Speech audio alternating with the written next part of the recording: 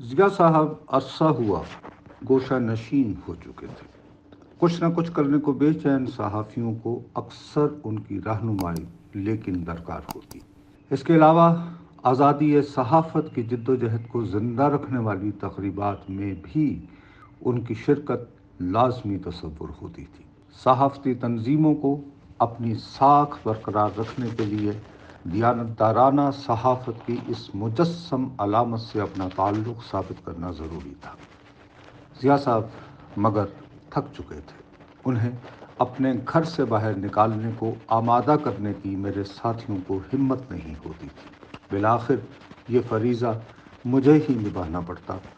وہ چلے گئے ہیں تو احساس ہو رہا ہے کہ شاید میرے ساتھیوں کو اب میری ضرورت بھی نہیں رہے گی۔ آخری بار یہ واقعہ چند ہی ماہ قبل ہوا تھا۔ پارلیمانی کارروائی کی مسلسل رپورٹنگ کرنے والے رپورٹروں کی تنظیم اپنے عہدیداروں کے انتخاب کی وجہ سے باہمی نفرت و عقیدت میں تقسیم ہوتی نظر آئی۔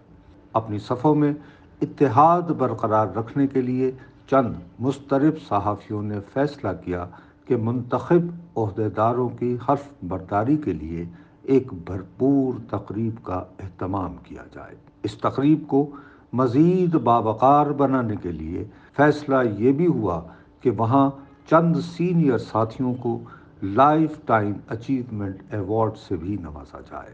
ساتھیوں کی متفقہ رائے سے مجھے اور ضیاء صاحب کو اس اعزاز کا مستحق گردانا گیا۔ ضیاء صاحب کی طرح میں بھی گوشہ نشین ہو چکا ہوں۔ ساتھیوں کی ضد کے آگے مگر اب بھی بے بس ہو جاتا ہوں۔ سوال اٹھا کہ ضیاء صاحب کو آمادہ کون کرے گا؟ قرعہ فال میرے نام نکلا۔ جنگ کے حافظ طاہر خلیل نے ڈیوٹی لگا دی۔ انہیں فون کرنے کی قوت مجتمع کر رہا تھا تو ضیاء صاحب کا فون آ گیا۔ جی ضیاء صاحب۔ سنتے ہی انہوں نے اپنے مخصوص انداز میں سوال کیا کہ معاملہ کیا ہے۔ میں ان دنوں بھی پارلیمانی کارروائی کی باقاعدگی سے رپورٹنگ کرنے کی وجہ سے انہیں قائل کرنے میں کامیاب رہا کہ ہم دونوں کو یہ اعزاز وصول کر لینا چاہیے۔ ہمارے نام جونیئر ساتھیوں کی بے پناہ تعداد نے اتفاق رائے سے چنے ہیں۔ یہ سرکار کی مہربانی نہیں۔ یہ دلیل سنتے ہی وہ آمادہ ہو گئے۔ مذکورہ تقریب میں ایوارڈ لینے کے بعد اس تقریب کے شرکاء سے خطاب کرتے ہوئے میں نے 30 سے 40 برس کی عمر کے درمیان اٹکے نوجوان صحافیوں سے دردمندانہ درخواست کی کہ وہ صحافت کے بجائے کسی اور شعبے سے رزق کمانے کی ترقی سوچیں۔ صحافت کے دن تمام ہو چکے ہیں۔ میرے بعد ضیاء صاحب فقط یہ کہنے کے بعد اپنی نشست پر واپس لوٹ آئے کہ میں نصرت کے بتائے مشورے سے کامل اتفاق کرتا ہوں۔ مجھ سے زیادہ ان کی مایوسی نے مذکورہ تقریب کو دکھی محفل میں بدل دیا۔ ضیاء صاحب اپنے انتقال کے دن 83 برس کے ہو چکے تھے۔ اپنی طویل عمر کے 60 برس انہوں نے صحافت کی نظر کیے ہیں۔ پی پی آئی نیوز ایجنسی کے ٹرینی رپورٹر سے ہوتے ہوئے مارننگ نیوز سے منسلک ہوئے۔ 1980 کی دہائی کا آغاز ہوتے ہی اسلام آباد آ گئے۔ دی مسلم مگر بہت آب و تاب کے بعد بالآخر زوال کا شکار ہو گیا۔ وہ ڈان کے اسلام آباد بیورو میں چلے گئے۔ بعد ازاں ایکسپریس ٹریبیون کے بانی مدیر بھی ہوئے۔ 2014 میں وہاں سے مستعفی ہونے کے بعد زندہ رہنے کے لیے مستقل بنیادوں پر مختلف اخبارات اور صحافتی اداروں کے لیے مضامین اور اداریے لکھتے رہے۔ زندہ رہنے کے لیے آخری سانس تک انہیں یہ مشقت جاری رکھنا پڑی کیونکہ ہمارے شعبے میں پینشن نہیں ہوتی۔ مرتے دم تک کچھ نہ کچھ لکھ کر ہی زندہ رہنا ہوتا ہے۔ ہم صحافیوں کی بے تحاشا تعداد مگر ان تلخ حقائق کے باوجود اس کار بے سود سے وابستہ رہنا چاہتی ہے اور اس کی بنیادی وجہ وہ عزت و وقار ہے جو ضیاء صاحب جیسے صحافیوں نے صحافت کے شعبے کو عطا کیا۔ معاشی مسائل و معاملات کی مابت ضیاء الدین صاحب کی رائے ہمیشہ حتمی تصور ہوتی تھی۔ اس موضوع پر ان کی گرفت سے ہر حکومت خائف رہی۔ ڈاکٹر محبوب الحق جیسے جید ماہر معیشت بھی جنرل ضیاء کے وزیر خزانہ ہوتے ہوئے ان سے مسلسل گھبراتے رہے۔ ضیاء صاحب کے لکھے خیالات کو مگر نظر انداز کرنا کسی بھی حکومت کے لیے ممکن ہی نہیں تھا۔ انہیں رام کرنے کی بے تحاشا کوششیں ہوتی رہیں۔ میں ان میں سے کئی کاوشوں کا عینی شاہد ہوں، مختلف ترغیبات سے بہلانے پھسلانے والوں کو، لیکن ضیاء صاحب ایسے کڑے انداز میں جواب دیتے کہ اس کی طبیعت صاف ہو جاتی۔ ایسے مراحل میں وہ صوفیانہ جلال کے حامل نظر آتے۔ ضیاء صاحب کو ہمیشہ یہ مان رہا کہ میں سیاسی خبر ڈھونڈنے میں بہت طاق ہوں۔ میری عدم موجودگی میں اس کی بابت فخر سے تذکرہ کرتے۔ 1990 کی دہائی کا آغاز ہوتے ہی لیکن میں نے حکومت کے چلائے چند میگا پروجیکٹس میں گھپلوں کی کہانیاں بھی لکھنا شروع کر دی۔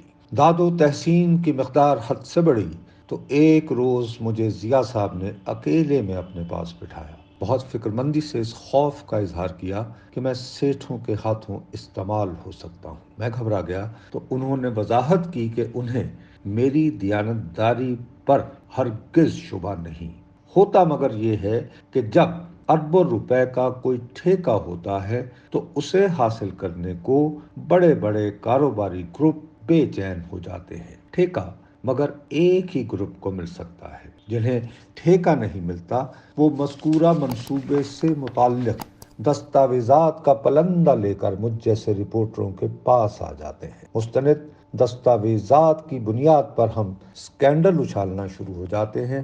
میگا پروجیکٹ یوں متنازع ہو جاتا ہے۔ اس منصوبے کے ٹھیکے سے محروم ہوئے سیٹھ کی خواہش بھی یہی ہوتی ہے۔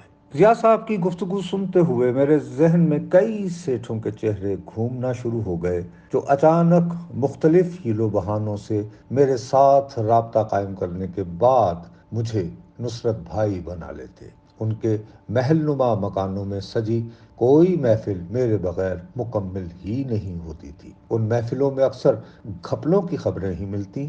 میں اپنے تئیں لیکن یہ دریافت نہ کر پایا کہ در حقیقت حسد میں مبتلا سیٹھ مجھے اپنے متحارب سیٹھوں کے خلاف استعمال کر رہے ہیں، ایسے افسروں کی بدگوئی کر رہے ہیں جو ان سیٹھوں کو منہ نہیں لگاتے۔ ضیاء صاحب کی گفتگو احترام سے سننے کے بعد میں نے عہد باندھ دیا کہ مالیاتی سکینڈلز کے بارے میں سنسنی خیز خبریں دیتے ہوئے شہرت نہیں کمانی ہے۔ مجھے تو جی ڈی پی اور جی این پی کے مابین فرق بھی معلوم نہیں ہے۔ ریاست کی معاشی پالیسیوں کے حوالے سے کوئی قضیہ چل رہا ہو تو اسے سمجھنے کے لیے ہمیشہ ضیاء صاحب ہی سے رجوع کرتا ہوں۔ ضیاء صاحب سے جڑی یادوں کو اس کالم میں سمیٹا ہی نہیں جا سکتا۔ وہ مدراس میں پیدا ہوئے تھے جسے اب چنائی کہا جاتا ہے۔ قیام پاکستان کے بعد ڈھاکہ میں تعلیم حاصل کی، پھر صحافت میں ایم اے کرنے کراچی آ گئے۔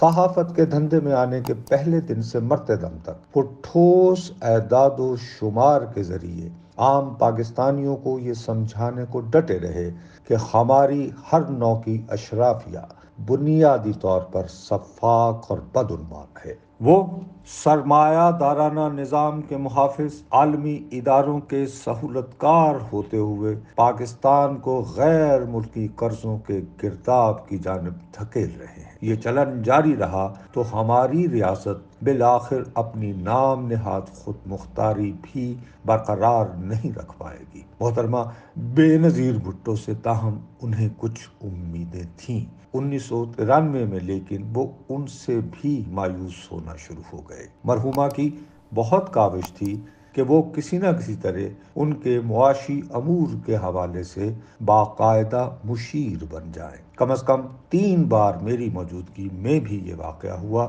ضیاء صاحب محترمہ کے ساتھ تلخ نوائی سے اجتناب برتتے تھے۔ زچ ہو جاتے تو اپنی معصومانہ مسکراہٹ کے ساتھ میری جانب انگلی سے اشارہ کرتے ہوئے کہتے کہ میرے بجائے نصرت کو اپنا میڈیا مینیجر بنا لیں، آپ کی حکومت کی مشکلات آسان ہو جائیں گی، اور میں اپنی مصیبت میں گرفتار ہو جاتا۔ ضیاء صاحب سے وابستہ اہم ترین واقعہ یہ بھی ہے کہ وہ جب ڈان کے لندن میں نامہ نگار تھے تو جنرل مشرف نے وہاں پاکستانیوں کے اجتماع سے خطاب کرتے ہوئے انہیں اکسایا تھا کہ وہ ضیاء صاحب جیسے صحافی کو سڑک پر دیکھیں تو کٹ لگاتے ہوئے سبق سکھا دے۔ ضیاء صاحب کٹ سے مگر محفوظ رہے کیونکہ قارئین کو ان کے لکھے ہر لفظ پر اعتماد تھا۔ ان کی موت کی خبر آنے کے بعد مسلسل سوچ رہا ہوں کہ ہم صحافیوں میں سے اب باصفا اور دست قاتل کے شایع کون بچا ہے۔